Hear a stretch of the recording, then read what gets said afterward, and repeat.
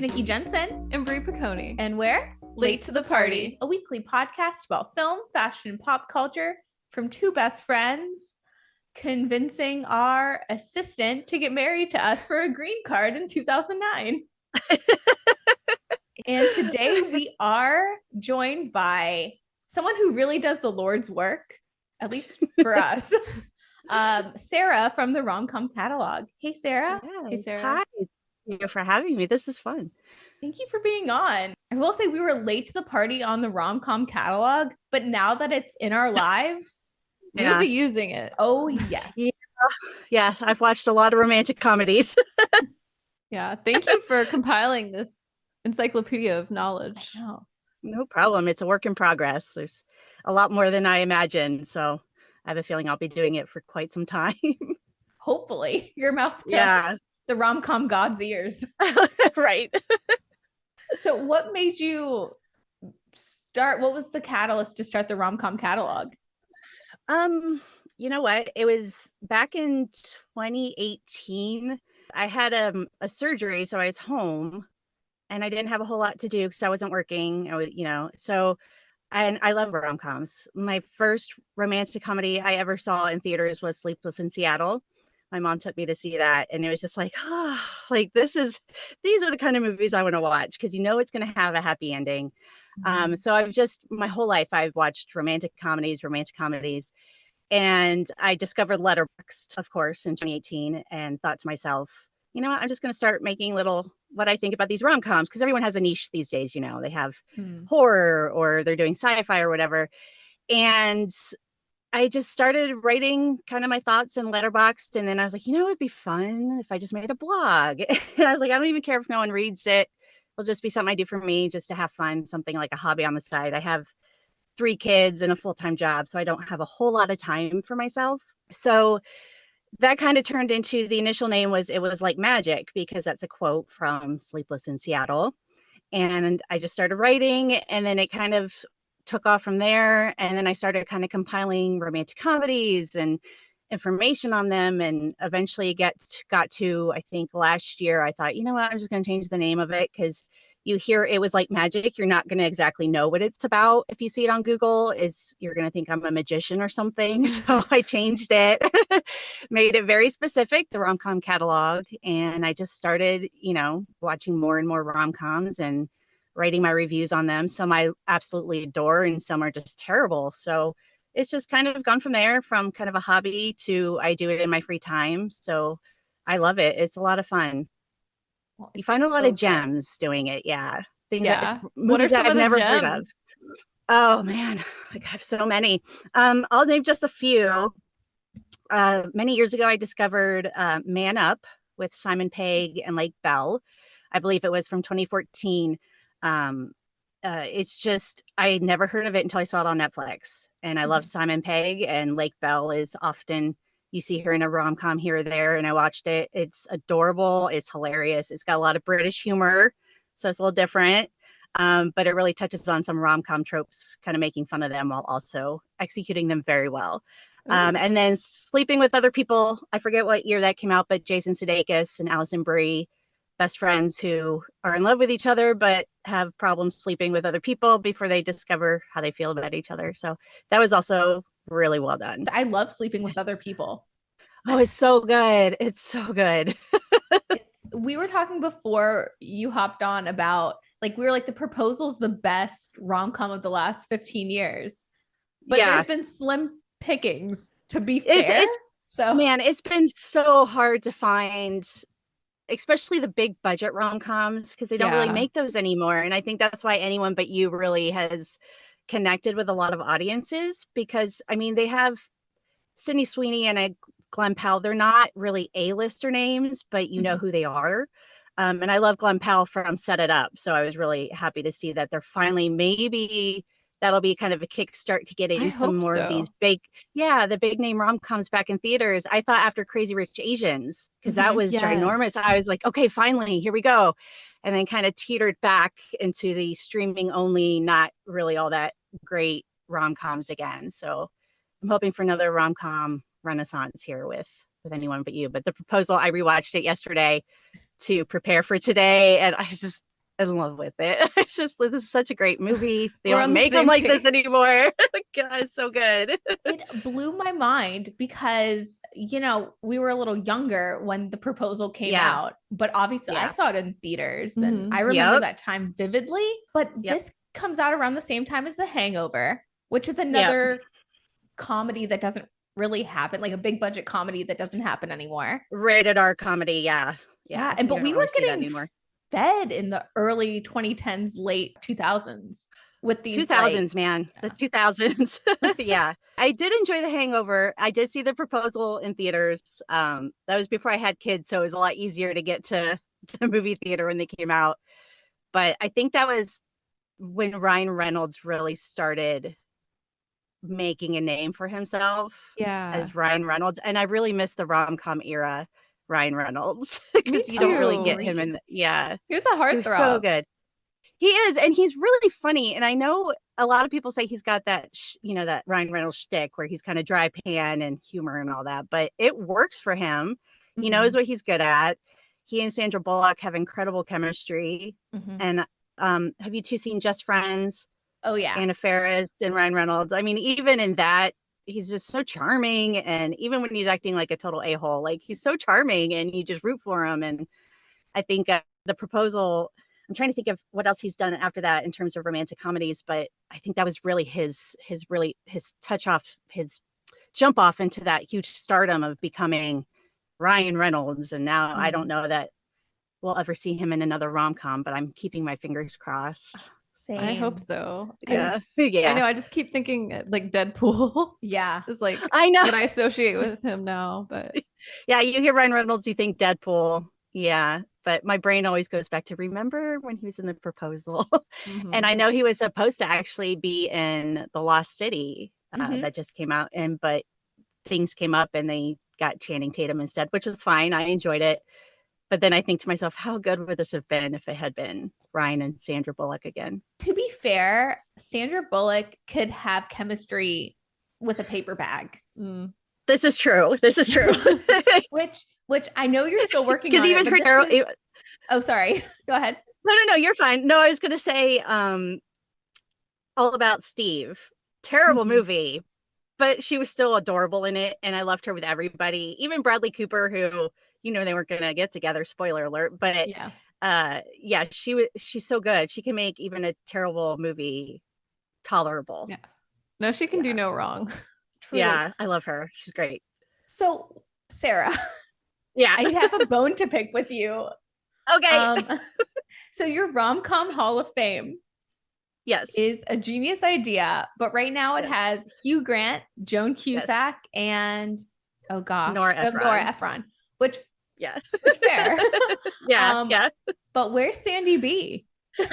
She will be there.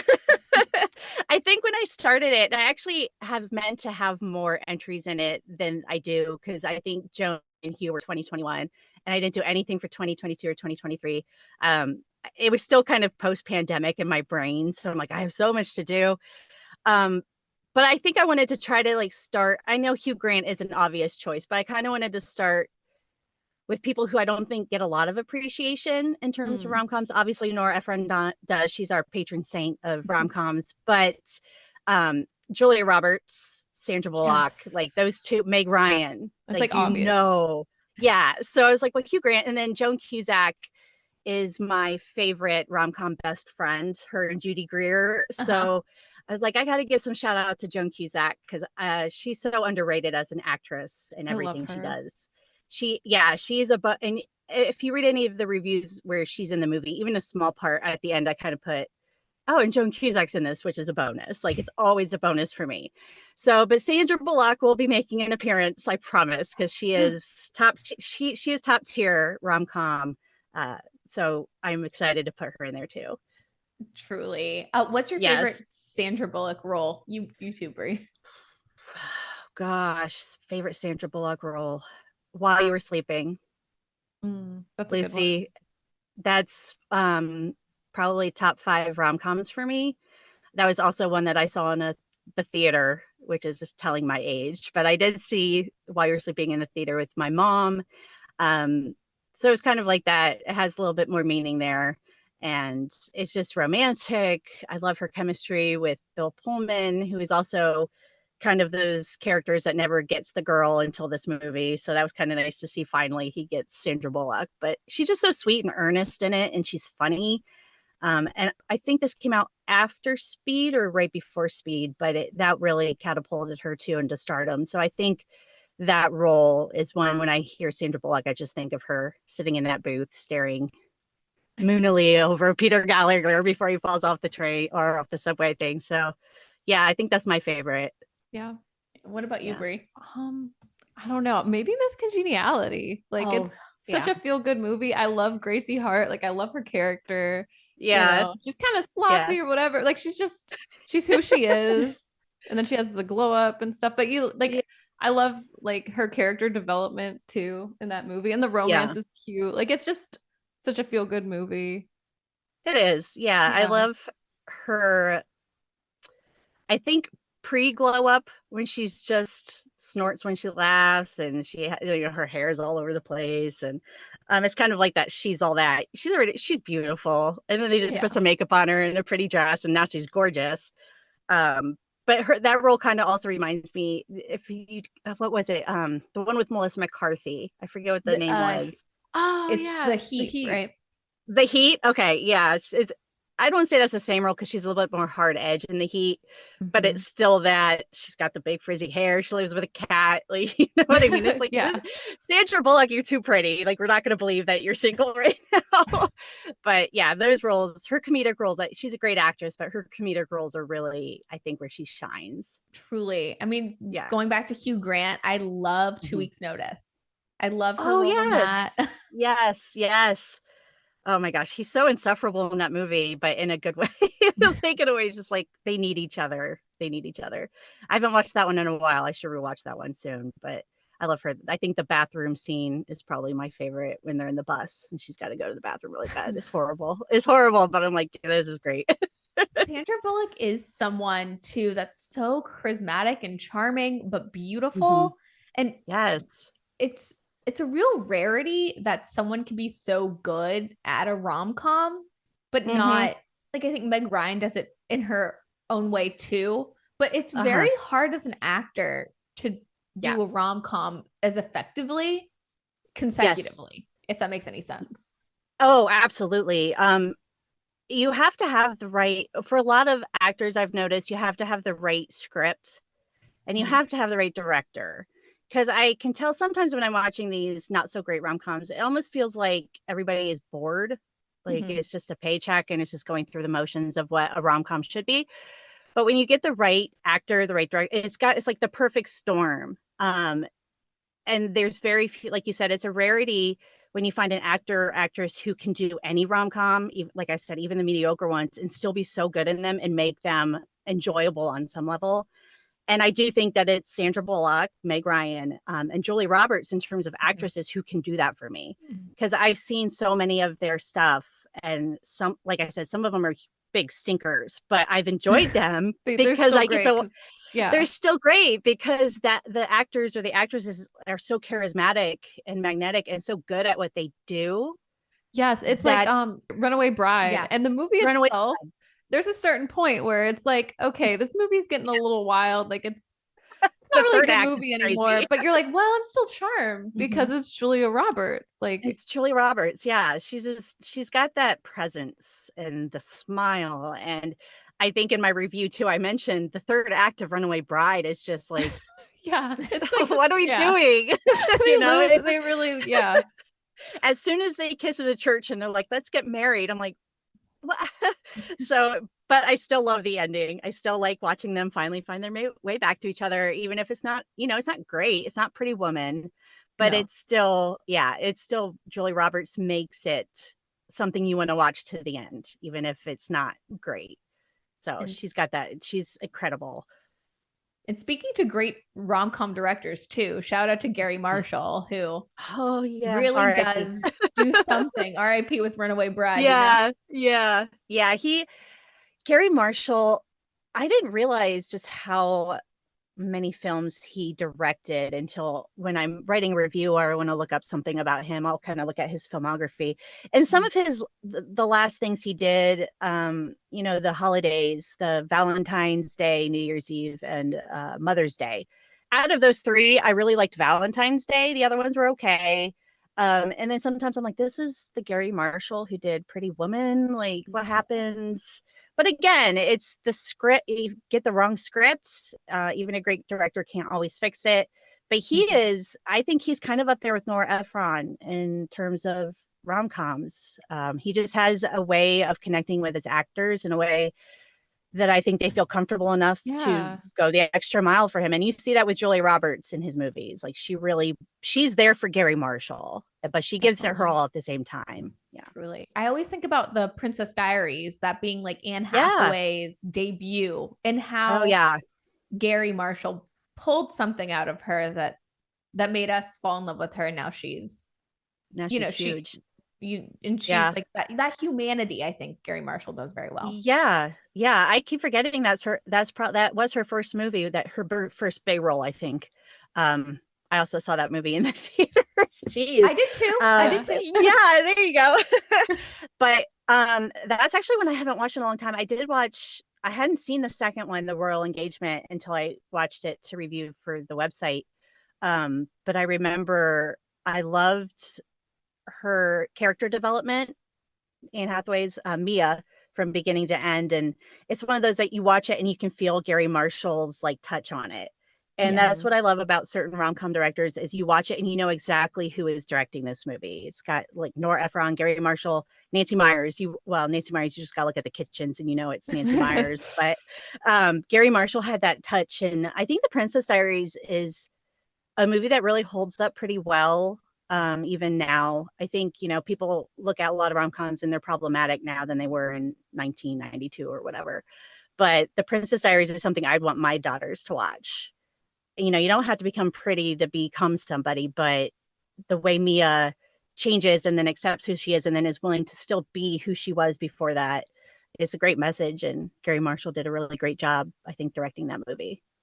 Definitely. It's one of our faves for sure. Yes. It's so good. Yeah. You talk about in the Rom-Com Catalog, you list the tropes of the rom-com you're reviewing.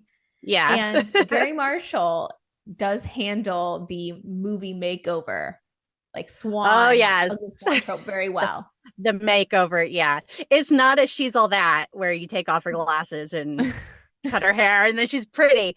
And I noticed that with Mia too. I mean, let's face it, no actress in these movies are going to be unattractive. We know that. But the makeover too, I think, is not only physical, which is what he does so well. I love rom-coms that have actual character development, where it's not all physicality. It's not, oh, she was ugly and now she's pretty and now he's in love with her. She's still growing as a person. Those rom-coms really, even if the rom-com's not great, if you have great character development, I'm going to like it. Because for me, the rom-coms are always about the characters rather than the plot or, the shallowness of some of them. You got to care about the characters first. Exactly. Yeah. Because if you don't care about the leads, you're not going to care if they get together at the end or if they break up. And there are some, I can't think of any off the top of my head, but there are some that I remember watching. I'm like, I don't care. Neither of these people are likable. I don't care if they get together, So again, it's all about the right script and the right director to get it to where you want to see that, they're going to overcome it. It's a rom-com. If there's not a happy ending, it's not a rom-com in my opinion. And you want to root for them. Mm-hmm. Yeah, you want to see them get past all of the whatever conflict is thrown at them. And you know that they will, but you're still kind of like, oh my God, what if they don't? So that's what's so great about some of Gary Marshall's. Truly. I mean, and just thinking about Mia's makeover in The Princess Diaries, it is about her. She originally has a fear of being perceived. Mm-hmm. So that's what the makeover to me is really about. It's her stepping into herself as a person. Right. And I know it's very subtle, but in the proposal, Sandra Bullock goes from being like Margaret Tate, the very uptight girl boss with the pony in the very 2009 ponytail. The 2009 ponytail. Yeah.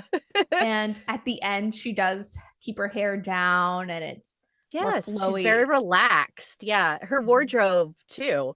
She's wearing the power suits and the high heels, and then at the end she has a really pretty blouse and a flowy skirt, and it's like you said, it's subtle, but it's also very noticeable how she goes from uptight and I won't say if I could say bitchy, but bitchy. And then at the end, she's just, she's kind of accepted who she really is, that she loves Andrew.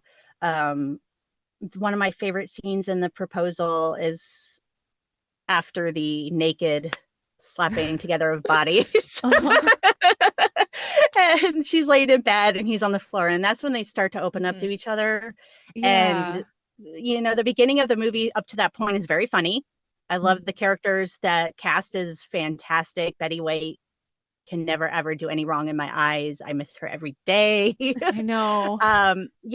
But as soon as they start opening up to each other and it's not just bickering and barbs, it becomes a kind of a different movie, and it's so good. I do wish we had more scenes like that where we got to see, because it's like more towards like the middle or the end, and then we really end up getting together, but like I guess you can like imagine what happens at the end, but it's just like I do wish we had a little more, because they do have so much chemistry. I did want some more like cute scenes like that, but that would have been nice. And that all has to do with obviously the pacing of the movie. Yeah, keeping it it's going, already you can't make it too long. And they're only there for, and you don't realize that. I always forget that they're only there for like a weekend. It's like 2 days.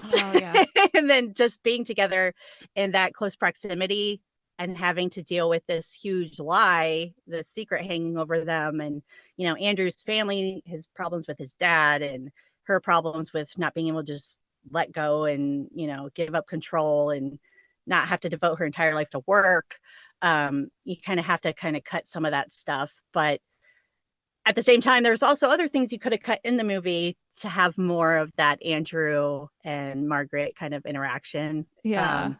As funny as, the strip scene. I was going to say, what would you cut? Would it be the strip scene? It would probably be the bachelorette party, because, I mean, it's funny because I like Oscar Nunez from The Office. He's hilarious. But at the same time, it kind of just feels like it's played for just to get the laugh. Like, oh, we need a funny scene here. Let's throw in. But at the same time, you could have also cut that and kind of put something else with Andrew and Margaret in there to kind of push their story along. So, but that's just my opinion, of course. Definitely. I think that the bachelorette party scene is really there for Sandra Bullock and Malin Ackerman. Gert. I always said Gert. Gertrude. And the thing about when I first saw this movie, I was like, oh, maybe she's gonna sacrifice her relationship with him so he can get back together with Gert and, be with his family. And I'm kind of glad they didn't go that route, obviously, because he's great with her and that's not his dream is to stay there with his family. Sometimes in these rom-coms, they realize that their happiness is in the small town where they're not really pursuing their dreams, but they're there for their family. And his first love. So I'm kind of glad that they made it so she wasn't some villain, she wasn't a bitch or anything, because they could have easily gone that way. So you could say, oh, look how great Margaret is for Andrew. His ex was so mean. But they didn't do that. And I always appreciate that when the exes aren't, those stereotypical one-dimensional bad people. Because then you wonder, why were they with them in the first place? They seem like good people. So what did they see in this person? So so I enjoyed Gert. Gert is a whole different kind of movie. But I enjoyed her. I enjoyed their she had a small role, but I think it was integral to kind of helping Andrew and Margaret push past that. Yeah, definitely. Also for Margaret to see that side of Andrew, I think Gertrude really is like a mirror to be like, he really here has this lovely family. Because she mentions the Kennedys of Alaska. So all of her perceptions about Andrew are wrong anyways. But then to see Malin Ackerman's character be so sweet and so like caring and loving for him still really does, give a not like a wake up call to Margaret, but definitely shows her another side to him. Absolutely. Yeah, he's a person. he has a family that, she hears him on the phone telling his family that he won't be able to come for Gammy's birthday party. And I'm sure she's heard many of those little, I can't be there because of her kind of phone calls. But here's his family, people that love and care about him. He had a past. He has, people in his life that care about him. And then she kind of gets pulled into that too, because they're so open and welcoming to her. For the most part, the dad has his issues, but it is funny when Betty White calls her Satan's mistress. Yeah. Yeah. Should we call you Satan's mistress? We don't know. We've heard both. I love her in that movie. Gosh, so good. Love Betty White. Can we talk about Betty White? Yes, absolutely. She definitely is. She's like the cherry or the sprinkles on top of this lovely rom-com. She just makes it special. The Golden Girls is one of my favorite TV shows. And that's when I was first introduced to Betty White, because my parents used to watch Golden Girls when it was actually on television. And then it's just seeing her, I don't know if either of you have seen Lake Placid, where she's in that movie, the horror movie about the huge alligator. She completely plays against type.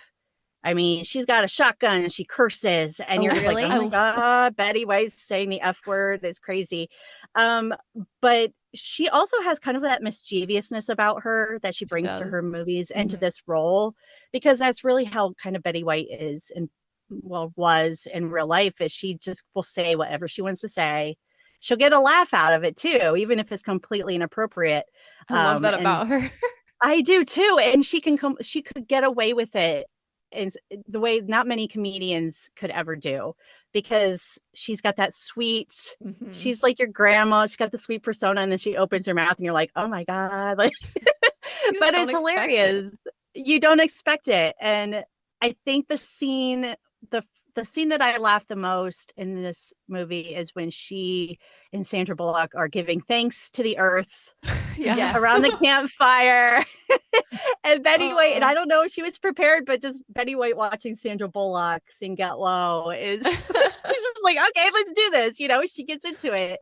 And it's just like, oh my God, Betty White's dancing to this song. It's crazy. Yeah. She definitely ands to pretty much anything. Like, I'm sure she's a blast to like work with. Yeah. It's I'm sure there was plenty of other actresses who could have pulled off Gammy, but she was perfect. She had great chemistry with Sandra Bullock. She was great with the other actors. I love the ending when she's in the plane. They think she's having the heart attack, and she gets them to apologize. And then she just wakes up. She's like, okay, and she faked the heart attack to get her son and Andrew to make up. And it's just, you root for that. You don't see it as, well, that was really manipulative. It was, but it was also funny and, deserving. So, oh yeah, she's great. I think the casting of Betty White too, especially during this time, this was like the renaissance of the older women. Like You Again comes out the same year with Cloris Leachman. Betty White I think she had that TV Land show, so she was starting to become relevant again. So. Hot in Cleveland, I think. Hot in Cleveland. I didn't watch it. Yeah, but I remember, God, that had a great cast too. That was like Jane Lynch and Wendy Malick, and Betty White kind of did have that kind of renaissance of her career, and it's such a shame she's gone. But wasn't this the same year she hosted SNL too? Oh and yeah, had she that hosted Facebook petition. Yeah. Oh, I didn't know that. No, I didn't. I don't remember. Was that 2009? Was that the year 2009 or 2010? But like around this time was. Oh, nice. Now I'm gonna have to go on YouTube after this and kind of watch that. She also had like another TV show, like it was like her own show. Really? What was it called? The Betty White Renaissance. Like, all of like her friends, off their rockers. It was like she would like be like a prankster. And she would just be sipping wine with her friends and get like male strippers to get, and she'd be like, this is like my pool boy. I don't know. It's just unhinged Betty White, like a sketch comedy. Unhinged Betty White is the best Betty White. I don't know. Yeah, was that? I don't know if it was SNL, but I do remember they had like a behind the scenes where she's really treating Ryan Reynolds like crap. Yes. And he's trying to get people to, hey, look, you know what she did? And everyone's, leave her alone. She's an old lady. She's Betty White. She's a treasure. Leave her alone. And she's just telling him off under her breath. It's great. She's so funny. I remember that. Yeah, I do remember that. I do remember watching that part, but she's fantastic. And I thought she worked really well with even Mary Steenburgen as Andrew's mom, Craig T. Nelson. I mean, there's really not a weak link in this cast. I don't think they all just work really well. So good. Yeah, and that's also big for me with a successful rom-com is I love it when I care about the supporting cast, and they're not just there, as catalysts to push the story, the love story. I mean, they're there at some point to do that, but they have their own character, they have a personality, they mean something to the story, and The Proposal does that really well. Definitely. I mean, I'd be remiss if I didn't mention that it is directed by Annie Fletcher, who's a woman. Yes. 27 Dresses too. Yes. She's great. Yeah. I'm trying to think. I feel like I've seen something else that she directed. I know she did 27 Dresses just because I watched that most recently too. But she's one of those, I think, directors that I think really gets the genre really well. I wish she would do more. But she did a great job directing this movie. I think there's just something about a woman director directing a rom-com that hits a little different than anyone else. And I don't want to say men don't understand romance, but sometimes I don't think they do. So every man I don't think can't be Gary Marshall. Yeah, that's true. Like that's true. I mean, if you think about romantic comedies, sometimes they're directed by people I've never heard of and have never heard of again. But if you think of romantic comedies, the directors you think of are people like Nora Ephron and Nancy Meyers, and because they're the ones who have that, or even Richard Curtis, I guess. Yes. Love Actually and Yesterday and everything. He's maybe the exception to the rule as well, him and Gary Marshall. But I find sometimes that some of my favorite romantic comedies are directed by women, and I think there's a reason for that. Yeah. Like Nora Ephron, Something's Gotta Give. Yeah, Something's Gotta Give. It's complicated. Something's Gotta Give is hilarious. That's probably one of my favorites too. I love seeing older actors in rom-coms because love does not begin and end when you're 25. It's nice to see kind of the older generation having their own love stories and being able to show that. Although a lot of people I talked to wanted Diane Keaton to end up with Keanu Reeves. So that's me. Is that you? Instead of Jack Nicholson. But it was so lovely to see Diane Keaton get that love story, and Meryl Streep, and it's complicated she's being pursued by two men. So it's I love seeing the older generation kind of get into those love stories and told in such a way that it's not, let's make fun of their age. That's a funny joke, oh, they're old and they're loved. No, they're people, they have a real story, they have a life, and that's what makes them so great. Definitely. I mean, what I love about the, like the rom-com greats. Yeah. It's always Sandra Bullock or Julia Roberts or even Meg Ryan in their 30s. Like they're fully adults, and that's what really helps a rom-com, I think. Yeah. They're not the younger, 21, 22. Where great, they're with this person, they'll probably last a couple years, and then they'll meet the real love of their life. They have careers, and they're their own person. Rom-com jobs are obviously, what we all strive to have someday. Yeah, probably never will, but that's okay. But yeah, Meg Ryan, she's a journalist in Sleepless in Seattle, and Margaret, she's a editor-in-chief at a pretty respectable book publishing, and their life is not about romance. And I love that when they do find love, it kind of knocks them off their feet a bit and shakes things up and gives them you get to see another side of them. Oh, it's beautiful. Well, before we get too ahead of ourselves, let me discuss the proposal, the plot of The Proposal. Oh, yes, I guess we should do that. So this was, I believe, borrowed from the Rom-Com Catalog. Go for it. But The Proposal did come out in 2009. Yes. It's a romantic comedy starring Sandra Bullock and Ryan Reynolds. It's about When she learns she's in danger of losing her visa status and being deported, overbearing book editor Margaret Tate forces her put upon assistant Andrew Paxton to marry her. And hijinks ensue. So many hijinks. That was added. That wasn't by the great Sarah from the Rom Com Catalog. No, it's true. There are a lot of shenanigans in this movie. Yes. They start off in New York, which, how do we feel about you're talking about the rom-com tropes. So it's a very tropey job that Sandra Bullock's character has as a publisher. But the assistant also is like, we see it in The Devil Wears Prada. But you know, the plethora. I was thinking about this. It reminds me so much. Like, she's literally Miranda Priestley, and Andrew is the assistant. Andy, like getting the Starbucks or whatever. Like, it's just really wild. Yeah, I did. Yeah, putting those two together, you almost think she's not as terrible as Miranda, but you can see where that inspiration came from. Andy and Andrew, I didn't put that together. That's good. Yeah. I'm like, did someone do that on purpose? Makes you wonder. When did Devil Wears Prada come out? That was before The Proposal, I think, wasn't it? It was. Had to have been. Yeah. It's been a while since I've seen that. Yeah, that's my favorite movie of all time. But it's a good movie. Meryl Streep is fantastic. But that was definitely like I don't want to say Renaissance again, but Sandra Bullock's character in this is like the Snow Queen, which is like another thing in rom-coms. Tropey, yeah. I feel like it's interesting seeing her too. Like, she usually plays such likable characters, and at first you're kind of like not sure if you want to like her, but of course it's Sandra B, so you're gonna like her. But yeah, I like that, again, like you said, she plays such sweet characters. Even when she's playing Gracie Hart in Miss Congeniality, she's not a terrible person. She's not stuck up. She's not an ice queen. She knows her role in things. And Margaret, I think that they did a great job introducing what kind of character she was right off the bat with her firing Bob. And that whole interaction where he calls her names and everything. But again, like you said, it's Sandra Bullock.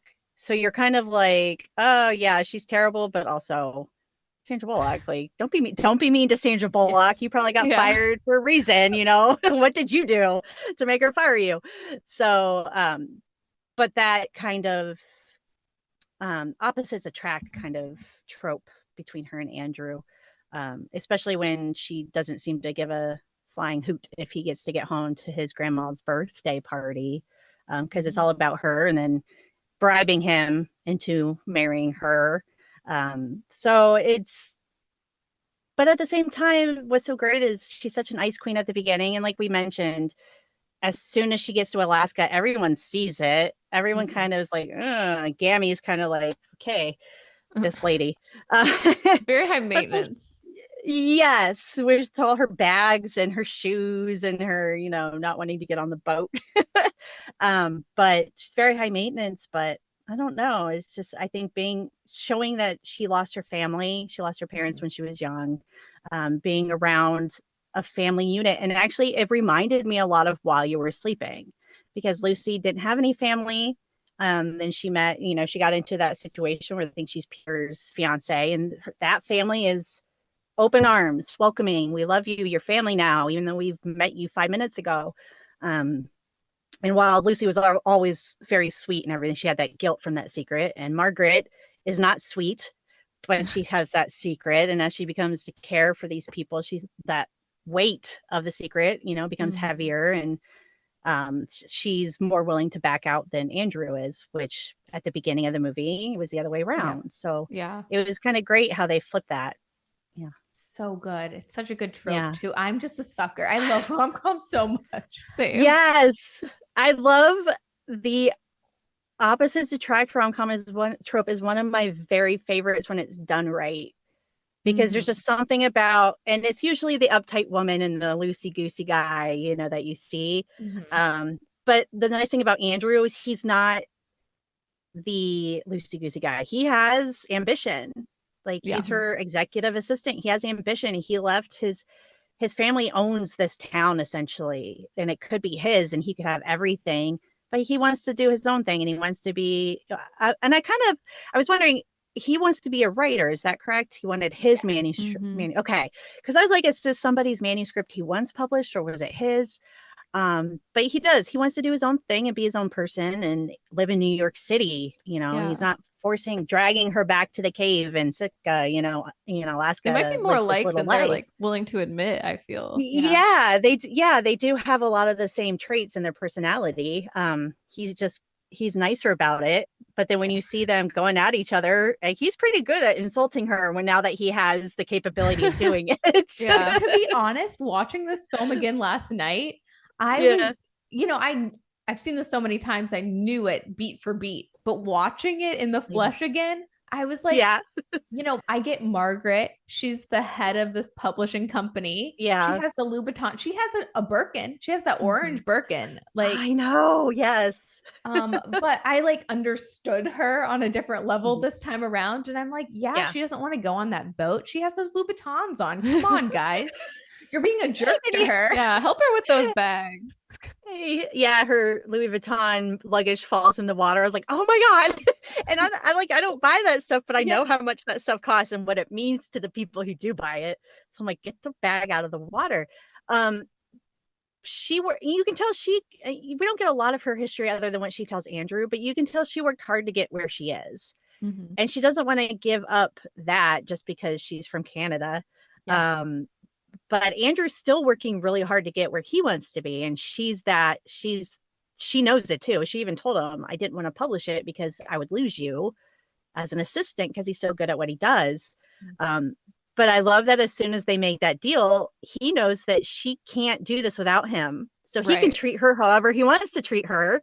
He doesn't have to give her his coffee anymore and, make excuses and do whatever she says. And now he's willing to play the game, but she can't say anything about it. And I love how he slid in there. He's like, and I just got promoted to editor. Remember? Remember my promotion?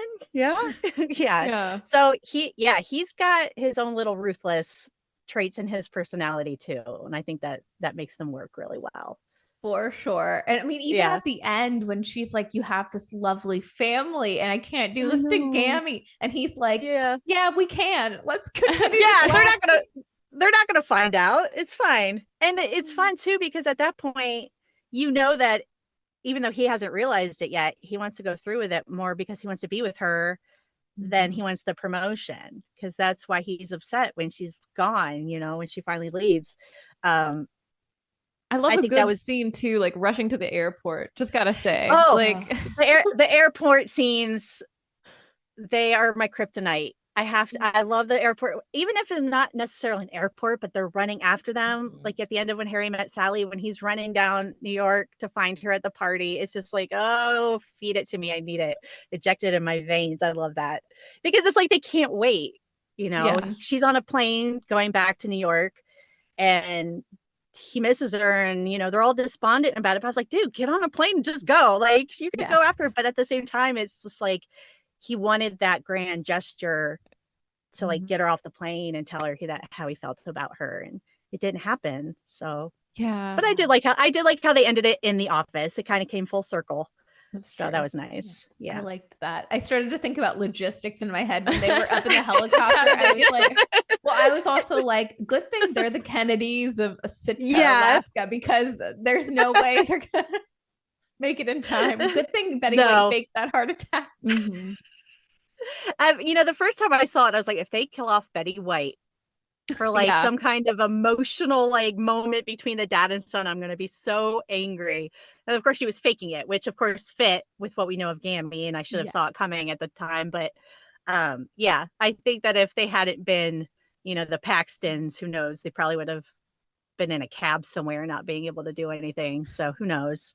So it was great. I love the running to the airport scene, regardless of how good the rom-com is. It's always a bonus. Yes, truly. I don't know. It does something to me. It does. Because, I've been married 21 years, so there's no rushing to an airport for me. But you have that, you watch those and you get that fantasy. Like, oh, is there a guy or a girl out there who will run just to stop me from leaving. Yeah. Yes. And of course, now these days you can't get through security without having a ticket. So you're not going to stop them anymore unless you get like right outside. But watching those in the movies, you kind of, that's the nice thing about rom-coms is it doesn't always have to be realistic. It doesn't always have to be believable. I love the scene in Love Actually, though. Like, the little kid, and he kind of does do that thing over. Yeah. Yeah. Have you guys seen the deleted scene of, or the not deleted scene, the joking scene of that where it's the kid doing the running in the airport and he's like doing flips no in the air? You gotta look that up. Oh my gosh. And is it like kind of like is it Love Actually, them making fun of it? Okay. I think it's a deleted scene. Don't quote me on it. Or it's someone with master editing skills. But it's the scene of the little kid running through the airport, but doing like karate, little like flips in the air. So just very over the top. So good. Make it as ridiculous as you want. I'm still gonna like it. It's gonna be great. Yeah. That's what I love about it is you don't have to sit there and be like, that would never happen. Like, just accept it for what it is. It's romance. Like, anything can happen. It's good. Yeah. Now, 50 Shades of Grey had me dissecting the NDA, but I think that's a different altogether. Yeah. I mean, it's very different. I don't even know if there was romance at all in that, to be honest. I don't know. Oh my gosh. You got to get a lawyer. Can you look at this NDA for me? I don't think that this is right. The proposal does none of that, though. It's flawless. No. Yes. Yeah. The proposal could happen. And occasionally when I watch romantic comedy, my husband will watch these with me. And then he'll kind of point out some of the flaws. I'm like, no, like, just leave it. It was a great romantic comedy. One thing too, they fall in love basically over a span of 2 days. Mm-hmm. It's like very quick window. Very quick window. Which makes you wonder if maybe obviously I think they were always attracted to each other probably on some level. Yeah. But you could sit there, well, God, it only took 2 days for them to fall in love and that would never happen. I'm like, but in a rom-com, it can happen. Right. And if you have the right chemistry, which they do, I completely believe it. It happened. They're in love.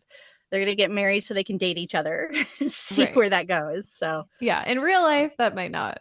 But it's a rom-com. Like, that could happen. You think so? Yeah, we don't always watch rom-coms, for real life. I think that's a big reason why I love rom-coms is because it's not real life. I think, especially, and I've read these studies where they said, women who watch rom-coms love them because they know the ending. Because if people have anxiety or they're unsure about, they want to know something good is happening. So they watch a rom-com or a comedy or something that okay, this isn't going to be a horrible ending where one of them dies or they don't end up together. And I think that's what's so great about rom-coms is even if you've never seen it, you know what the end is going to be. You know what the journey's leading to. So you get to enjoy the journey and see how it all ends up. And I think that's one of the reasons why I've always loved them is I can pop it on and just lay there and watch it and be happy.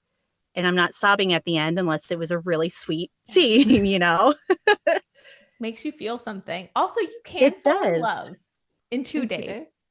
Has this happened? I think that you can. Really? There you go.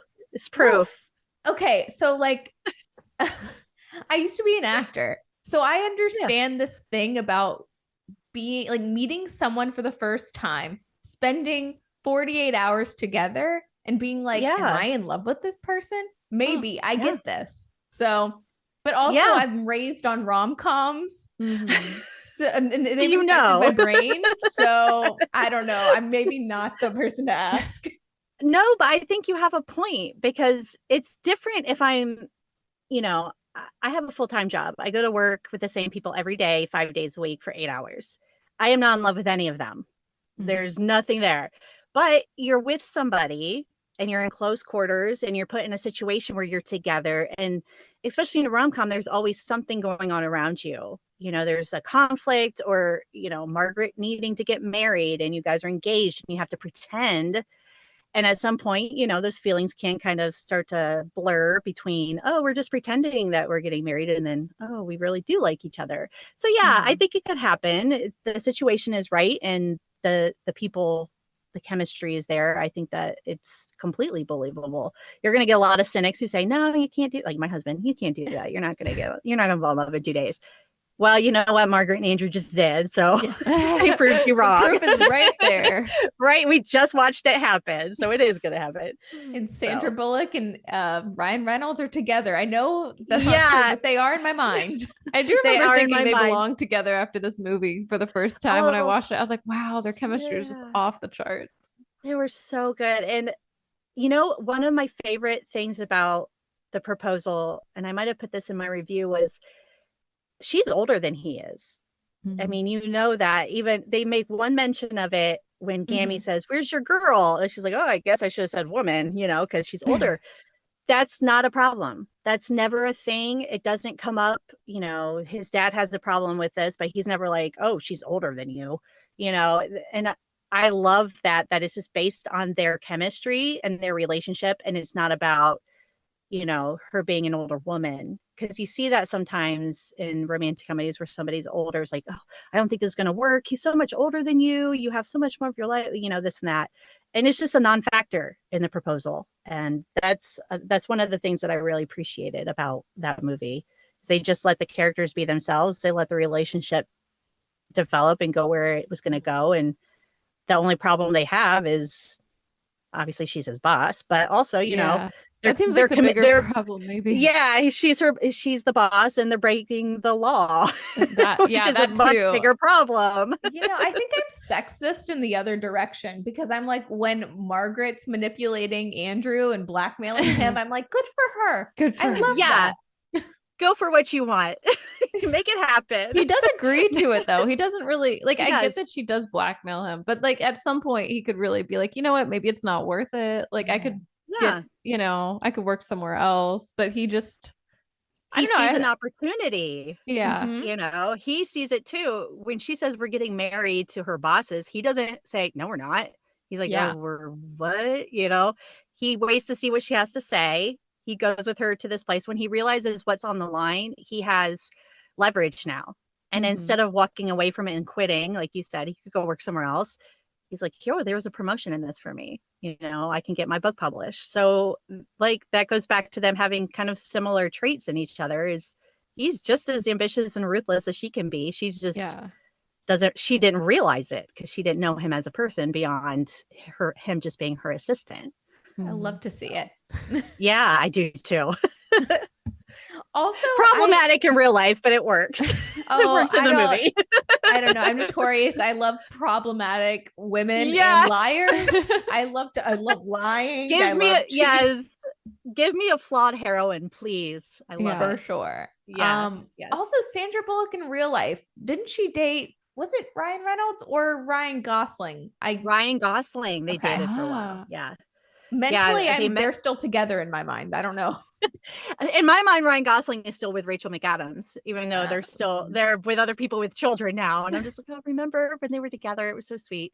I do remember because I saw the movie, The Perfect Murder, I think, with Ryan Gosling and Sandra Bullock. That was a great movie. But yeah, she was older than he was at the time, and it is what it is. Yeah. So I think that like set in my mind Sandra Bullock with younger men. Yeah. Good for her. Yeah. I mean, Channing Tatum in The Lost City, he was younger than her too. And it's never brought up. It's a non-factor. He's just a himbo who's the cover model for her books, and they had pretty nice chemistry too. So, but again, you said Sandra Bullock could have chemistry with a trash bag, and it works. So into it. Yeah, it works. Yeah. Just on the rom-com tip, I'm curious, you said Sleepless in Seattle, but any more recent rom-com faves? I know we were talking about sleeping with other people, but I guess I just want you to talk about rom-coms more. I'm like, let's talk more. I'm going to check real quick, but I know I loved Anyone But You, which just came out. I don't know if you've seen that one yet. I haven't seen it yet. No. It was great. It was very, Sydney Sweeney, Glenn Powell had great chemistry. It was funny. It's one of the William Shakespeare, modernized version of William Shakespeare, Much Ado About Nothing, which is my favorite William Shakespeare play. So once I didn't know that it was based off that until I started watching it, and I started noticing some of those storylines. And of course, their name is B and Ben, which is Benedict and Beatrice in Much Ado. And I was like, wait a second. And I told my sister, I was like, It says Much Ado About Nothing. And then after that, I was just like, I love this movie. But it has a very old school rom-com feel to it, almost like the 2000s, 2010s rom-coms that we don't really get anymore. Really funny script, wonderful grand gesture ending. If you like the running to the airport, this is sort of similar. I won't give it away, but it's really, really good. I'm trying to think of what else I've watched recently. Lately, I feel like I've had a lot of duds in regards to what I've been watching. I watch so many older films now that like the newer ones kind of get put on the back burner. Lisa Frankenstein, I just went and saw. Oh, how was it? That really funny. Horror rom-com, obviously. It's not going to be for everybody, but it was hilarious. It was funny. It was kind of campy gore, not really overly gore. The romance was something. It's Diablo Cody, right? Yes. And if you like Jennifer's Body, if you saw Jennifer's Body or even Juno, I think that you would probably like this one. We got to go see that. Yeah. I enjoyed that one a lot. Recently I saw, I think 2022 Bros with Billy Eichner was in it. Mm-hmm. I loved that one. But that was really well done. It didn't really do a whole lot at the box office, which was a shame. But I thought that was kind of an underrated rom-com of 2022. Palm Springs. Love Palm Springs. Andy Samberg, yes. I think that was during the pandemic. We were like, let's just watch Palm Springs. Oh my gosh, it was so well done. There's something just about having kind of a silly premise that is so out there, like the cave Groundhog Day kind of thing. So I really enjoyed that one too. And we did talk about Sleeping with Other People. I made my husband watch that with me a couple weeks ago. I was like, please watch this. You'll like it. I know you will. And he did. So those are some of like the more recent ones. And why honestly, isn't like Allison Brie not in more rom-coms? Sorry to interrupt, but like, why? No, you're right. I remember watching The 5-Year Engagement with Emily Blunt and Jason Segel, and Allison Brie plays Emily Blunt's sister. I don't know if you two have seen it. Yeah.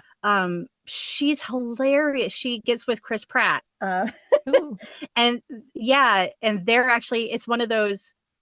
Do you ever watch a rom-com and like the side couple is more interesting than the main couple? Yeah. That's this movie, because Allison Brie and Chris Pratt they hate each other. Well, she hates him at first, which give it to me. I love that. So, but they're hilarious. Allison Brie is hilarious. Her scenes with Chris Pratt and Emily Blunt are probably the best parts of that movie. So Allison Brie, and I know I don't even want to know if it's a rom-com. I think it's more like a rom-dramedy, but she was in Somebody I Used to Know, which was on Amazon Prime. I don't know if it was last year or the year before. I haven't seen it yet, but it's supposed to be.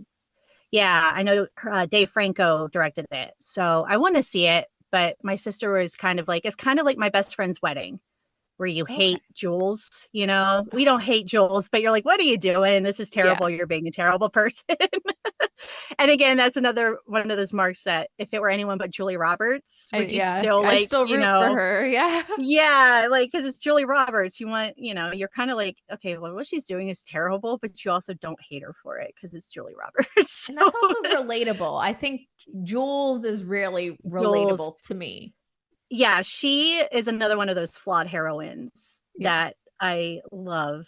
You don't get someone who's sweet and perfect, and that's kind of Kimmy. Realistic.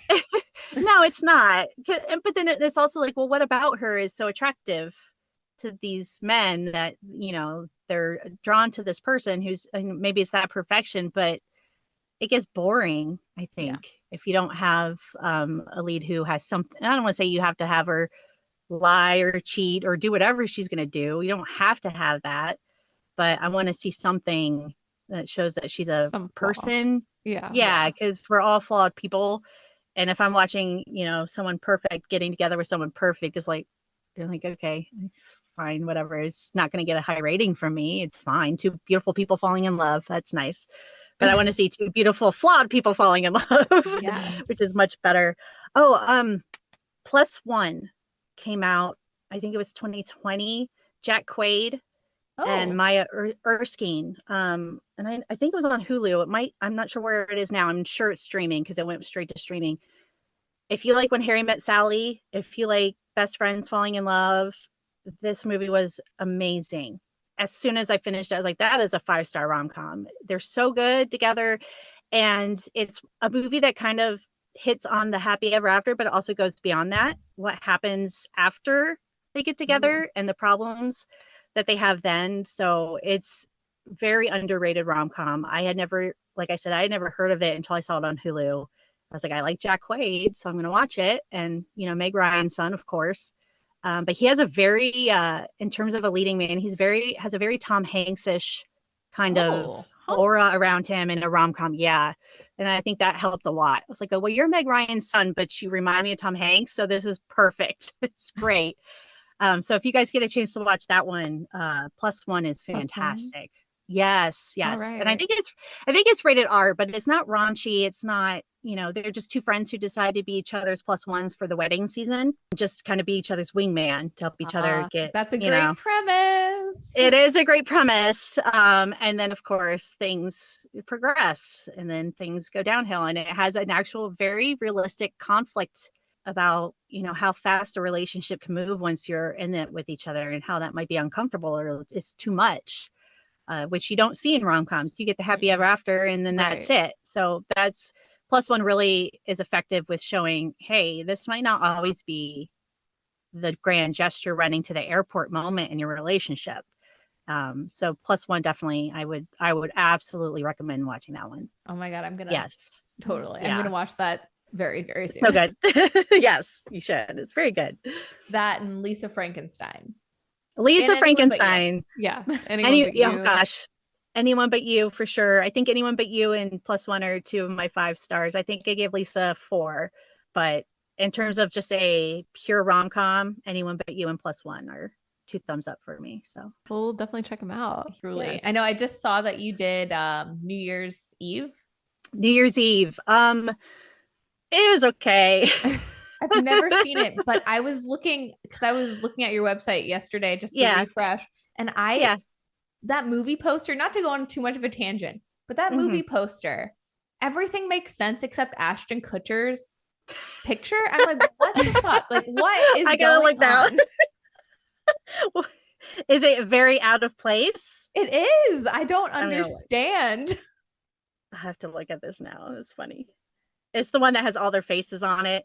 Yeah, so many people in that movie. It's just, I think it was a little overstimulating for me in terms of how many stories they were kind of a little too many push. Yeah. And you know, that's the whole thing with those holiday movies is he has all these different stories that intertwine, but it felt like New Year's Eve was a little too much. Like he was just trying to be like, look at, ooh, it's Halle Berry. Ooh, it's Robert De Niro. Ooh, over here is Ashton Kutcher. And it's just like whiplash trying to keep up with everybody. I see what you're saying.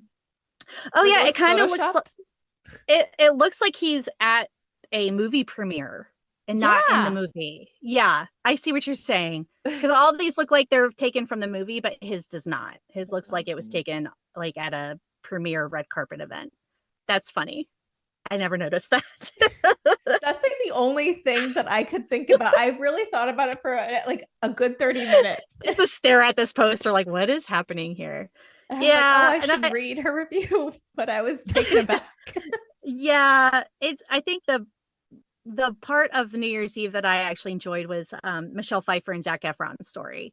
And it wasn't a romantic story. It was just him helping her. She's at the end of her rope with life. And I thought it was very sweet. The rest of it, I was just kind of like, I don't know what is happening. Like there's so much that you don't have time to care.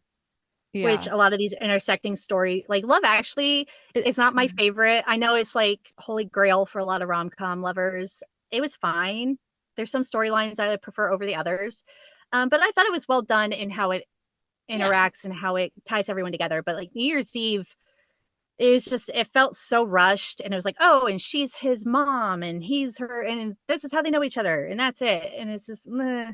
So out of those, I would prefer Valentine's Day. I thought that was more well done than Gary Marshall's other 2, but yeah. Now I'm gonna be staring at this poster. And that insane movie poster. I want to fix it. But back to the proposal, which is a good perfect on the rom-com tropes, perfect movie poster in my opinion. Here comes the bribe, the tagline. Yep, here comes the bribe. I love taglines. That's part of my favorite moment of watching a movie poster. I'm like, give me the tagline, because that really will tell you a lot about that movie. Yeah, I think a movie poster can make or break a rom-com for sure. And movie posters these days have gotten so lazy. Like, it feels like all of them are just like splash all the faces like in a circle, kind of like the MCU, you know, and these the superhero movies. It just feels like posters have kind of lost some of that originality and getting people interested. Yeah, the art of it. But the proposal I do like. There's various ones that I've seen, and they're all, you know, her holding the box or she's proposing, and he just looks completely like, oh my God. But I love the movie poster for the proposal. I love the tagline. It, like you said, it tells you what you're about to watch. It shows you what this movie's about. And if I'm just seeing a movie poster with a bunch of faces on it, I'm like, okay, what is it? What is it? What is this telling me? New Year's Eve. Look at all the stars in this movie. It takes place on New Year's Eve. That's so the art of the movie poster for some of these bigger movies have kind of gotten, I guess, a little lazy. Just make it quick and make it easy. But yeah, you have nothing like those promo shoot. Yeah, and they don't really do that anymore. It doesn't seem like they don't do a lot of the promo shoots. I love the picture promo. Yeah, the proposal has a great promo shoot. When they're in bed together and he's got the blanket up around his face and she's like talking, you know, you really don't see those a lot anymore for anything that's not a superhero movie. You don't really see it all that much anymore. Bring them back. Yeah, maybe the superhero movies will fade eventually. I don't know. They're gonna have Adam Webb, you know. Yeah. Man, we've been saying that for so long, and it's just like every year it feels like 5 more are coming out. I'm like, but that's the great thing about Anyone But You being such a box office success is like, see, people do want to see these movies in the theater. Yeah. They do. I really like No Hard Feelings. Yes, I loved No Hard Feelings. I did see that one too.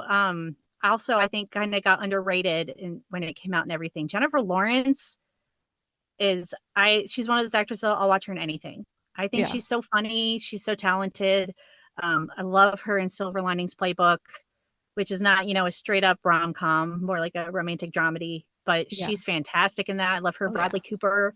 I could watch that one anytime just because it's so fun. But I wish she would do some more rom-coms. And I liked that No Hard Feelings wasn't exactly even a rom-com. It was, you know, you've seen it, so you know that it's not like romance, but that the fact that they developed their relationship like as friends, and it was so sweet. I was like, this doesn't get the attention. This didn't get the attention I thought that it shouldn't have got. Yeah, so I liked the message of it. I liked how it ended. I like how she just kind of figured herself out a bit and made peace with herself and went on a journey, a messy journey. We got to see unfold, talking about like messy, like so messy. Also another iconic fully naked scene. Oh, man. Yeah. That one, I wasn't ready for that, but you know. Which, going back good to for her though. Yes, she looks great. And it was she does look great. Yeah. But the proposal, that was all of the marketing I remember from this, is the naked scene. Seeing those two collide. Yeah, and commercials. Yeah. What do we have and Sandra Bullock naked? Yeah. It's hilarious. I still think it's really funny. And it's not exactly like a sexy scene or anything, but it's just hilarious because it's like these two people who like they sort of know each other, but they're like very, I guess at this point I don't know if they're unattracted, but they're definitely not like they don't catching feelings or anything. Each other that way. They don't. Yeah. And they're both kind of private. They're both closed off. And so it's just like they just smack together and in the most obnoxious, like ridiculous way. Like he didn't even know she was there. He's like got his music in. He's like about to take a shower. She's getting out. She did his iPod. I mean, also, his iPod. Yeah.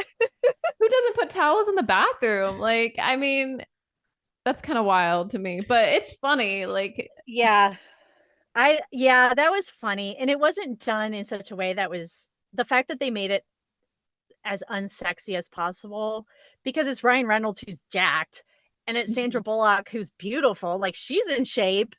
Two beautiful people, but at the same time, it wasn't like smack, you know, steamy, like looking at each other. I mean, it's awkward. They fall down. They're screaming at each other. They're both embarrassed. Yeah. And you know, he's mad because the dog comes out. He's like, "Oh no!" as the dog, because she's afraid of the dog. This is so funny too. The dog. It was the Kevin. Also, naming a dog Kevin is just right. Peak comedy. Yes, there's something about dogs being named after like just regular names. Cracks me up. I don't know why. Like our dog's name are Max and Molly, which are not, they're dog names in my eyes.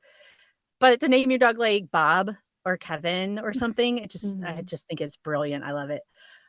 So yeah, that particular scene, I could see why they were marketing it like, oh, they're naked and they're gonna whatever. You don't see anything. It's done in a really comedic way. They're both funny. They're both irritated and embarrassed and blaming the other person for it. I do love that he just strips down on the balcony. Like he's outside taking his pants off. I'm like, what about your family? Like, what if someone looks out the window and sees that? What are you doing? He's in the wrong. He's at fault. Yeah, like don't take and plus, well, he didn't think she was back yet, but I'm like, you're walking past like, I don't know. Don't you feel the steam from the shower? Or you don't hear anything? You don't see anything? But he had just gotten into an argument with his dad, so he could be in his head. He's hollowing out the canoe. He's all hollowing out the canoe again. God, that iPod was hella loud. Yeah. And like they said hi to him when he came back, but he wasn't paying attention, so he didn't see them. Yeah. But it was, and like you said, they weren't at that point catching feelings for each other. They were still annoyed with each other. But then that night, when he makes a joke, he's like so naked. Maybe it also represents vulnerability a bit. Like that's the first time they're really vulnerable with each other. Yeah. So, physically at least. Physically. And then, she shares some things about herself because she tries to ask him about his dad. So he won't talk about it. Yeah. They just kind of get forced into being vulnerable. I guess that moment just like, because you gotta talk to the person, I guess, that you're gonna marry at that point. Eventually. Like, they had to, forever. Yeah, they had to know, they had to know each other. Because they have that test where they have to answer questions about each other. But it was all very superficial stuff. Like, oh, your favorite color, and oh, you're allergic to nuts, and the full human spectrum of emotion, which is one of my favorite quotes in that movie. But I like that it was her that opened up to him first when he didn't want to talk about his dad. I think she saw it as like, okay, well, if I tell him something about myself, maybe he'll feel comfortable. And that's when you kind of really see Margaret beyond the ice queen, crazy workaholic. So that was really well done. And I like that they're not in the same bed, and then in the morning she's doing her makeup because she wants to look cute for him. And you can start to see like, okay, see, being vulnerable with somebody opens up new avenues of feeling for her. So it's so well done. I love it. So that scene really kind of does push the catalyst of vulnerability. Just throw them naked at each other and see what happens. So everything happens so fast in this movie. I love it though. It does. Yeah, I thought it was well paced because you don't get bored with it. Something is always happening, and it's believable that as soon as they start opening up, her wardrobe becomes a little bit freer and looser, and she's off with his mom and Gammy trying on the wedding dress, and she sees him with Gert, and she's a little jealous, and you kind of get it. Yeah, and then after that, it's just like a free fall right into it. Yeah, perfect. Yeah, I love it. The proposal's great. It's one of my favorites. It is. Yeah, I loved watching it again. Because at first I was like, oh, I remember it. I was like, no, because I was working from home yesterday, so I'm like, I'm gonna watch this while I'm working. And then, of course, like I'm staring at the TV instead of my work, and I'm like, oh my God, I forgot how good this movie was. And I think I had given it like 4 stars, but I had to bump it. I bumped up to 4.5 after yesterday because I was like, I forgot how good this was. I loved it. It was, I don't know. It's one of those movies that continues to grow on you, and it holds up really well considering it came out over 10 years ago. So 15. Holy moly. Oh God, we were talking about that, isn't it? Yeah. Well, Bree was trying to do the math before you got on, and I was like, Bree, don't do the math. Is it 15? I don't know. I think. Oh my God. Yeah. I see this all the time. Like, 25 years ago, this movie came out. I'm like, oh my God. Like, for me, it's awful. I'm like, I saw this movie when it first came out in the theater. This is terrible. We're starting to feel that now with the proposal. Yeah, it's so long ago. And I'm glad that she did The Lost City recently. I think that was 2022 or 2021? I forget. Well, I don't know what time is anymore. Yeah. But it shows me like she still has because she seems a lot pickier now, Sandra does, with her roles. So the fact that she was willing to do another rom-com, that was so fun. I loved it. I saw it twice in the theater. Had to take my husband after I saw it the first time. I was like, we're going to go see this. Brad Pitt, like, it was just, I wish they would do more of those, because that was a box office hit too. It's like, see, get the right movie, get the right people, and you can make some money. Start turning out some theater rom-coms again. Yes. I missed that. Yeah. Maybe we should start a petition. We should. Not a GoFundMe. What's the one? Change.org. Yeah. Let's change the thing. Let's change that. We really need rom-coms in the theaters again. Please. Before we go, I will say 2009 for Sandra Bullock runs the gamut. The Proposal comes out, all about Steve, which gives her all the well-deserved Razzies. I can't stand that movie. And The Blind Side wins her the Oscar. There's her Oscar. Yeah, she got her Razzie one night and the Oscar the next. Yeah, and I mean, she's very versatile in her movies. And there's a movie real quick that my mom used to watch all the time called, I don't know if you guys have seen it. It's a rom-com called Green Card. No. Have you heard of this movie? Okay. No. Well, it's 1990 and it's Andy McDowell and I love her. Gerard Depardieu. I don't know how to say his name. He's French. My mom watches all the time. Basically, she lives in this beautiful apartment with a beautiful like roof garden. And essentially, and this is 1990, remember, but like she basically, the people who own that apartment building want a married couple to live there. And he needs a green card. And so she proposes that they get married so she can keep her apartment with her garden and everything, and he can get his green card. And of course, shenanigans and hijinks and love ensue. And it was one of my mom. Well, I keep talking about my mom like she's not with me. She is. But it's one of my mom's favorite movies. And she would watch it almost every weekend when my dad was out of town. It'd be like, that was what she had to watch. So I'd watch it with her. And I haven't watched it in so long, but now talking about The Proposal again, I'm like, I need to watch this again. And it's by the director who did The Truman Show. Well, we love something Weir. Yeah, Peter Weir.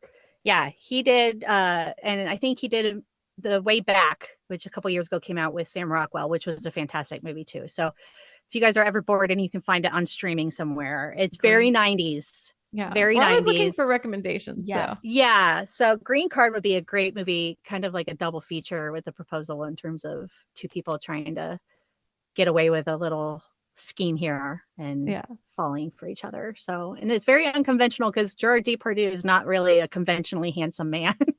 I know, that's why he said that. I was like, what? Yeah, you're just like, wait, what? But no, it really works. They really work together. So yeah, something to put on the back burner if you ever want another Green Card movie. Yes. All right. Yeah. I love a good Green Card movie. Yes. Oh, anything else about The Proposal before we wrap this baby up? Oh man, I don't think so. I think we covered a lot of it, but rewatching it again was so much fun.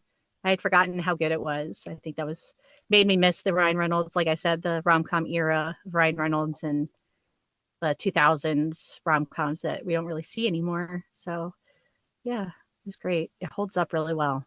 It does. It makes me laugh like a lot. Like I wasn't sure if like the in the woods scene with Betty White and Sandy Beach and Get Low. I knew it hit me at the time, but I'm like, I haven't really seen it in so many years. I'm like, is this still going to be as funny? And it was like, I bust out laughing. It was like, oh my God. Well, it's because it's like this Margaret Tate listens to this music and knows the words. That's what I found so hilarious. And then Betty White just being like, okay, let's do this, kind of going along with it. I love how they slip in that Margaret likes hip hop. Yeah. It Takes Two was her. Yeah. And I forget I don't even remember now the name of the people who sing that song. The fact that she went to, that was her first concert, and like we were talking about, she sees Andrew as a person finally when she's around his family and stuff, but her admitting these things to him, like she's a person, she's more than just his witchy boss. Tattoos and concerts, and it's great. That's what I love about it. It's more that they're three-dimensional characters, which is always nice to see in a rom-com. Definitely watching them grow. There's more to her. There's more to him. There's more to them. And at the end of it, that they have a chance to work out because they do have a lot of things in common. that they didn't know about until Alaska. So thank you, Alaska. Thank you, Annie Fletcher. Thank you, Sandra Bullock and Ryan Reynolds. Yes. Yeah. And Betty White. Yes. And, yeah, you're welcome. Yeah, thank you, Betty Sarah, White. so much for being on. You're welcome. It's been a lot of fun. Yes. Do you want to plug the Rom-Com catalog? Well, I'm still working on it. There's a lot to be done on this because there's so many rom-coms. But it's the romcomcatalog.com. And you can also find me on social media under the Rom-Com Catalog. And I've been working on it all week, just getting new stuff up and trying to organize it a bit better. And it's been around since 2018. So it's kind of been, ups and downs with when I have time to do it, but it's fun. I can notice it's getting a little bit more traffic than usual. So I'm happy about that. And hopefully people can check it out, read my reviews, and find something interesting to watch, at least, if nothing else. It's so good. It's like my love of going on Wikipedia and IMDb plus rom-coms. It's all in one place. That way you don't have to go to 5 different places to find something. Nice. I'm trying to put everything in one spot for people who love the genre. And I think there's more people out there who love the genre than are willing to admit it, because I think rom-coms get such a bad rep for, being fluffy and sugary, but there's so much more to the genre, I think, than just, a throwaway story. People are willing to give it a try. So, and you can see that, I think, not to drag it out, but The Big Sick, a couple years ago, getting the Oscar nomination for Best Screenplay. When Harry Met Sally, Sleepless in Seattle, Best Screenplay nominations. So, you get the right movie. It's fantastic. And it really adds something, I think, to movies as a whole to continue to make quality romantic comedies that are, with the right people, and get them in the theaters and get people watching them. I do feel like rom-coms deserve more recognition. Oh, absolutely. I think rom-coms are kind of like the horror genre. Like they kind of get dismissed by all the film bros and the people who kind of turn up their noses at anything that's not more art housey. But I am loud and proud about my love of the genre, and I'll defend it till my dying day to anyone who wants to try to tell me they suck. So some of them do, but there's a lot of them that are fantastic and I think deserve more recognition. So yeah, likewise. Well, thank you so much again. This was a blast. I had so much fun, you guys. Thanks. I also love your shirt. I just saw it a while ago, your Taylor's version. Thank you. It's fellow Swiftie here. So I almost wore my All Too Well sweatshirt, but it gets too hot in this closet. You are in a closet, so. I am in a closet. It's a walk-in, but yeah, it's a closet. So I get kind of steamy in here. And I love the little backgrounds. I see my best friend's wedding back there and your movies. A little Pretty Woman. You've got mail. Yeah, my husband, is that Spice Girls, the movie? Uh-huh. Back there. My husband loves that movie, which is good. Yeah, he's obsessed with that movie. And I'm hoping he doesn't listen to this because he'll kill me for saying that. But yeah, he's exposed. Yeah, he's a big fan. Well, we'll let you out of your closet now. Thank you. I'm going to come out of the closet now. That'd be great. Okay. Thanks again to Sarah from the Rom-Com Catalog. And thank you to all our listeners. We will see you next week. Bye. Late to the Party is hosted by Nikki Jensen and Brie Picconi. Our podcast is produced by Grace Dunbar and edited by Brie. That's me. Thanks for listening. Make sure to rate and review us on Spotify and Apple Podcasts. We'll see you next week. Bye.